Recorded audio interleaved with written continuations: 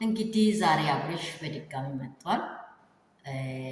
ሩትዬ ትላንትና በጣም ውስጧ ስለተነካ ልታወራ አልቻለችም ነበረ። ማንም ቢሆን እሷ ቦታ ቢሆን እዛ ስፍራ ላይ ቆሞ ስለ እሱ ስለ ባል የሚባል ነገር ማውራት አይችልም። ግን እኛ ሁላችን ያለ እኔም እንደዚህ ያለ ሀሳብ ነበረ ያሰብኩት። ምን አይነት ሀሳብ? ሩታን ለብቻዋ አነጋግሮ የልቡን ሀሳብ በጠይቃት ሩታም እንደዚህ በህዝብ ፊት እንባዋ አይፈስም ነበር። ለምን ሴቶች እኛ ብቸኝነት የተሰማት ምንድን ነው? ሁሉም ሩታ ላይ የተነሳቸውን ነገሮች ሁሉም አይታችኋል። ማንም ያላየ የለም። ግን የወለደ አንጀትና ያልወለደ አንጀት ይለያል። በእርግጥ ፍቅረኛና ሚስት ፍቅረኛዋና ሚስት ትለያለች። ቀንም ሰርችላቸው ነው።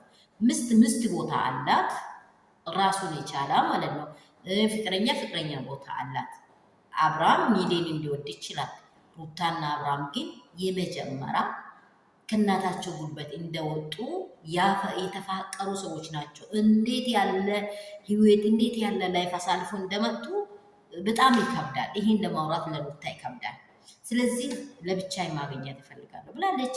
ደግሞ በዚህ ኬዝ ውስጥ እንደተናገረን ኤፋም ሩታም አንተ የተናገርከውን ባይቷል ሁሉን ነገሮች አንተ የተናገርከውን ሲገልጹ የነበሩ ሰዎች ነበሩ። ኤፋም ወንድምህ ነው፣ ከሩታ ጋር ተባብሮ ሌላ ነገር ይሰራል አይታሰብም። ሰርቶ በአንቴ ላይ ያሳየው ነገር እኔ አላየውም። እኛ ያየነው ነገር የለም። ሩታ አንቺ በድዬሻለሁ፣ ከአንቺ ጋር እኖራለሁ፣ ከአንቺ ጋር ፍቅሬን አሁን አዳብሬ ልጄንም ማሳደግ ይፈልጋለሁ ብለይ ስትመጣ ለምን መጣ ብዬ እኔ ከዚህ በፊት እንደዚህ ብዬ አንድ ሰው ሲወዳችሁ ጠልቶ ድጋሚ መጥቶ ሲወዳችሁ ለምን ብላችሁ ጥያቄ አንሱ።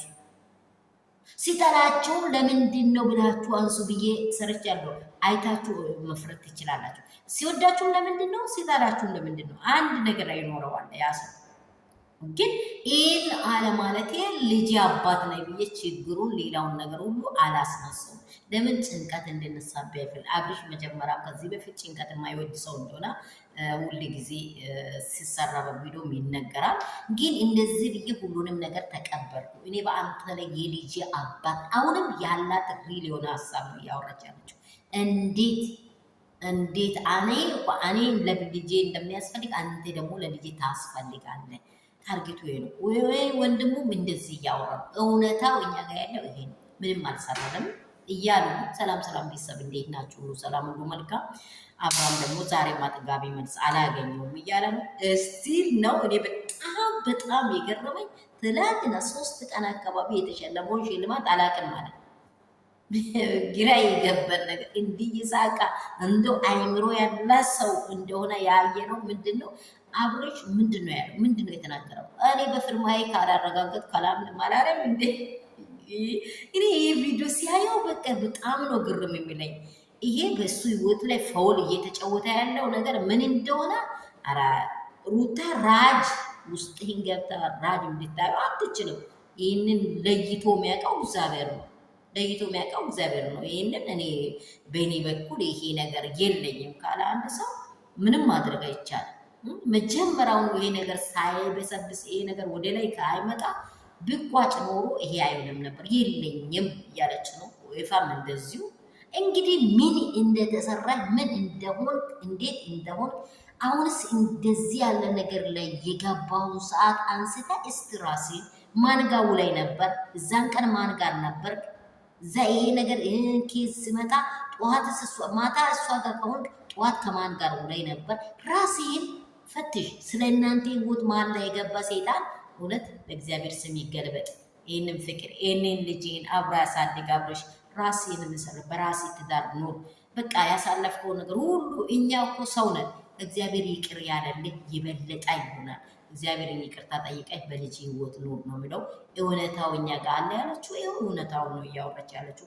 ሌላ የጨመረች ይህ ነገር ኦዲየንስም ሲጮህ የነበረው የልጁ አባት ላይ አታሰራም፣ አታደርግም። ይህ ቢደረግ ይሄ እንዲህ ይደረጋል የሚባል ነገር ለሚያምኑት ይሁንላቸው እንጂ ይህ ሴጣን ስራ አትመኙ። በክርስቶስ ኢየሱስ ሁላችሁ በሃይማኖታችሁ ነጽታችኋል። ሃይማኖትንም ምኑንም አታስገቡ።